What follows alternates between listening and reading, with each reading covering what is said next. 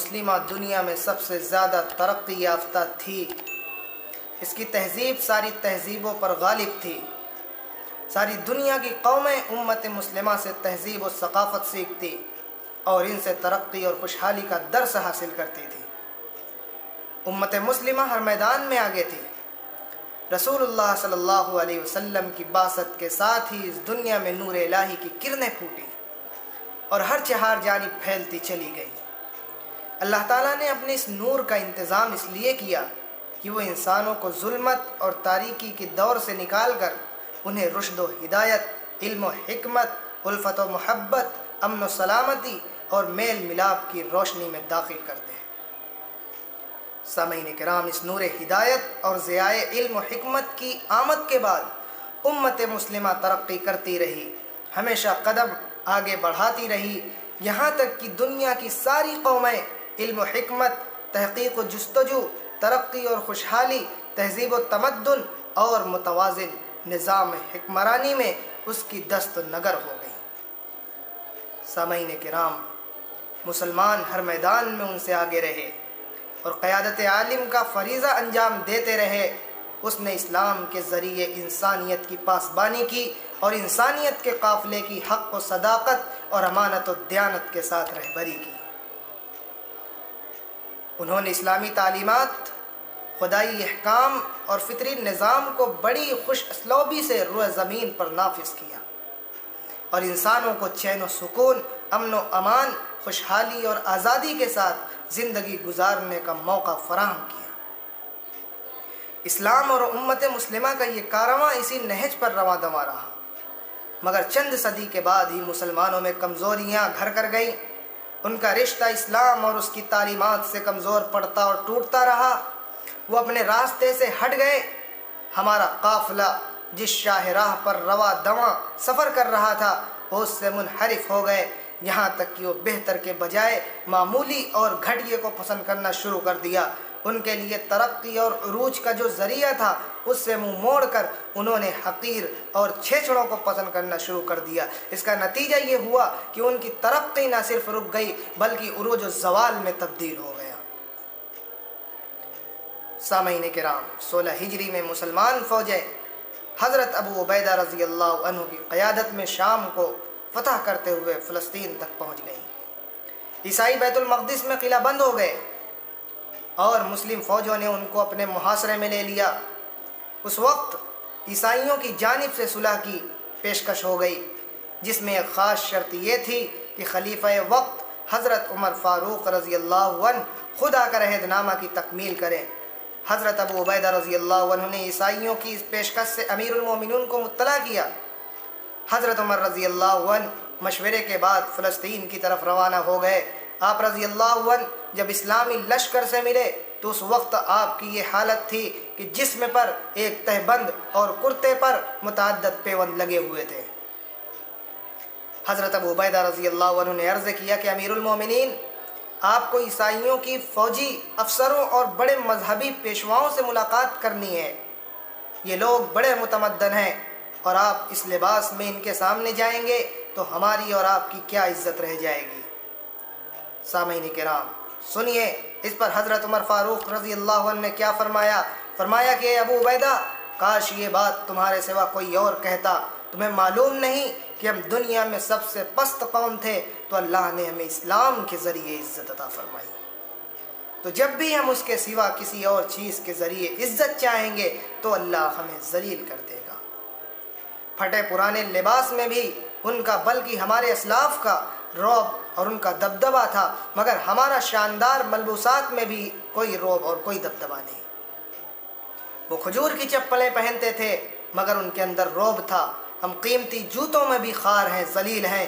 وہ خچروں پر سفر کرتے تھے مگر زمانہ ان کے نام سے کانپتا تھا۔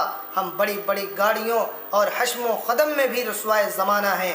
آج مسلمانوں کی ہوا اکھڑ چکی ہے، دنیا میں نہ کہیں ان کی عزت اور عظمت ہے نہ ان کا کہیں رعب اور دبدبہ ہے۔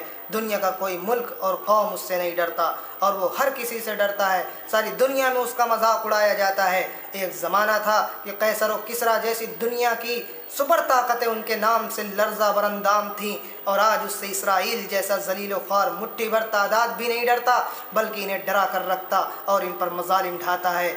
افرادی اعتبار سے آج مسلمانوں کی تعداد تقریباً 1.5 ارب ہے۔ وسائل کے اعتبار سے ان کے پاس دولت اور پیٹرول کی قوت ہے، معدنیات کے ذخائر اور کانیں بھی مسلم ملکوں میں زیادہ ہیں، لیکن ان تمام چیزوں کے باوجود مسلمان آج ساری قوموں سے زیادہ کمزور، لاغر اور مغلوب ہیں۔ اس کی واحد بڑی وجہ یہ ہے کہ ہمارے اندر ایمان جو ہے وہ بہت کمزور ہو چکا ہے، ہماری تعلیم جو ہے وہ بہت کمزور ہو چکی ہے۔ سامعین کرام، ہمیں یاد رکھنا چاہیے کہ ہماری عزت اور سربلندی امریکہ، روس، یورپ کی جوتیاں سیدھی کرنے، ان کے تلوے چاٹنے، ان کا حکم بجا لانے، ان کی ہدایتوں پر اپنے مسلمان بھائیوں کا خون بہانے اور عیاشی اور بدکاری اور رقص سرور کی محفلیں سجانے میں نہیں، بلکہ ہماری عزت، ہماری سربلندی، ہمارا عروج، ہماری ترقی، ہماری قوت اپنے دین پر عمل پیرا رہنے، اپنی کتاب ہدایت یعنی قرآن اور سنت نبوی کو اپنے لیے مشعل راہ بنانے میں ہے۔ عزیز دوستوں اور بزرگوں، ہم جس قدر اپنے دین کو تھامنے میں مضبوط ہوں گے، اسی قدر ہماری قوم، ہماری سیاست مضبوط ہوگی۔ یعنی امت مسلمہ کی طاقت اور کمزوری کا مدار دین کی مضبوطی اور کمزوری پر ہے۔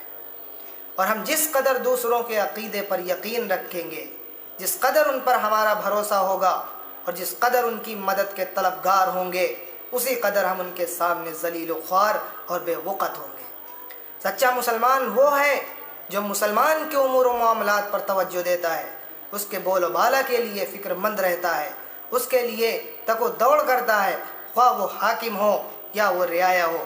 امت مسلمہ جو جسد واحد کی طرح ہے، اس امت کے درد و الم سے وہ گھٹتا اور ٹیس محسوس کرتا ہے، وہ اس کے مداوا کی تدبیریں کرتا ہے، وہ دوسروں کے مصائب، دوسروں کی مصیبت اور دوسرے بھائیوں پر ڈھائے جانے والے مظالم پر شاداں اور فرحاں نہیں ہوتا، اس پر خوش نہیں ہوتا، اور نہ انہیں اور بھی عذاب میں مبتلا کرتا ہے، اور نہ ہی محض تماشائی کی طرح بے فکری کے ساتھ اس کا تماشا دیکھتا ہے، بلکہ وہ حکمت، وہ عقل مندی، وہ دانائی کے ساتھ ان مظالم اور صفاقی اور یہود و نصارہ اور دیگر ادیان و مذاہب کی دہشت گردیوں کو روکنے کی کوشش کرتا ہے۔ اس کا دین اور ایمان اور اس کا ضمیر اسے جھنجھوڑتا ہے کہ وہ اپنے مشرق اور مغرب کے مسلمانوں کو بچائے، ان کی خلاصی اور نجات کی صورت نکالے۔ وہ اس بدترین حالت سے امت کو باہر نکالنے کی ہر ممکن کوشش کرتا ہے، وہ مسلمانوں کی شیرازہ بندی کی کوشش کرتا، انہیں توڑنے اور خانوں میں بانٹنے کی تدبیریں نہیں کرتا۔ سامعین کرام، وہ امت مسلمہ کو ایک صف میں کھڑا کرنے کی سعی کرتا، فتنوں کو دور کرنے کے وسائل اختیار کرتا، اور امت کے غم میں دنوں رات کروٹیں بدلتا۔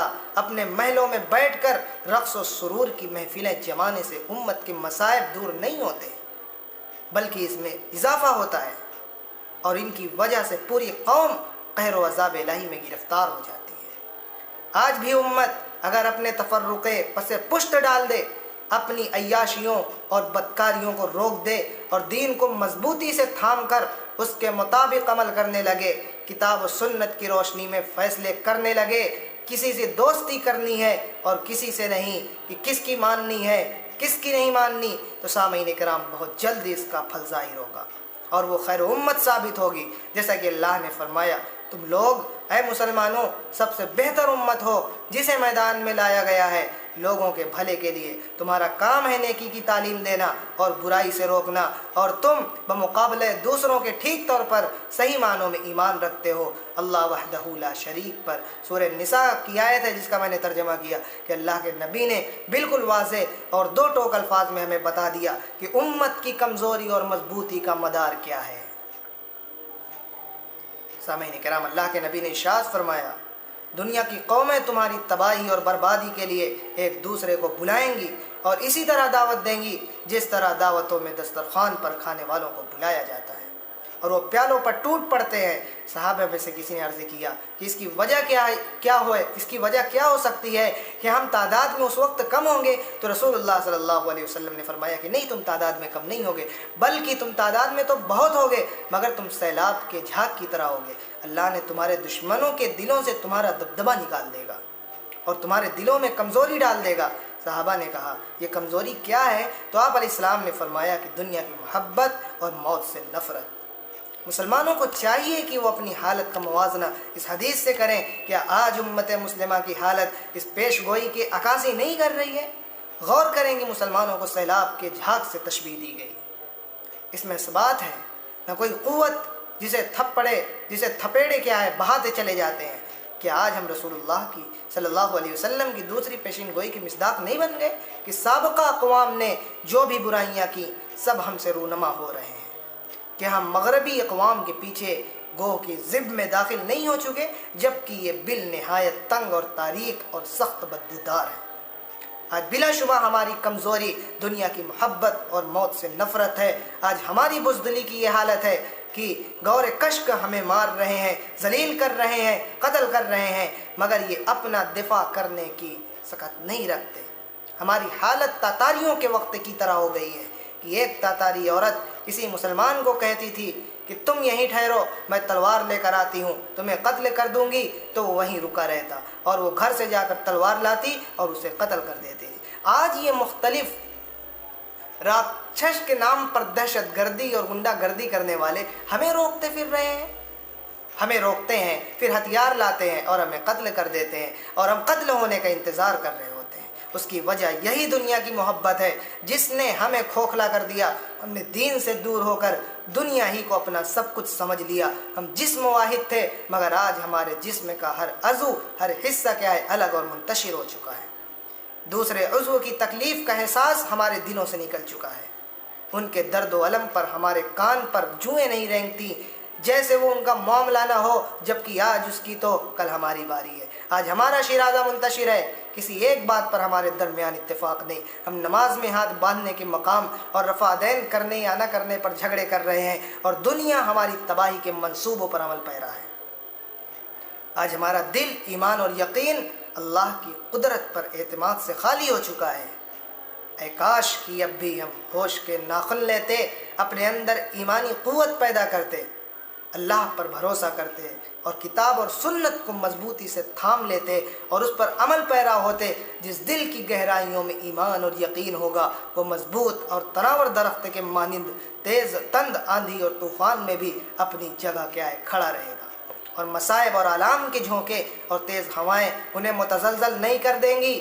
اے کاش کہ ہم اس راز کو سمجھتے اور اپنا رشتہ دین اور ایمان سے مضبوط کرنے کی فکر کرتے۔ بس انہی چند باتوں پر میں اپنی بات کو مکمل کرتا ہوں۔ اللہ سے دعا ہے کہ اللہ ہمیں صحیح کہنے سننے سے زیادہ عمل کی توفیق نصیب فرمائے۔ وما علینا الا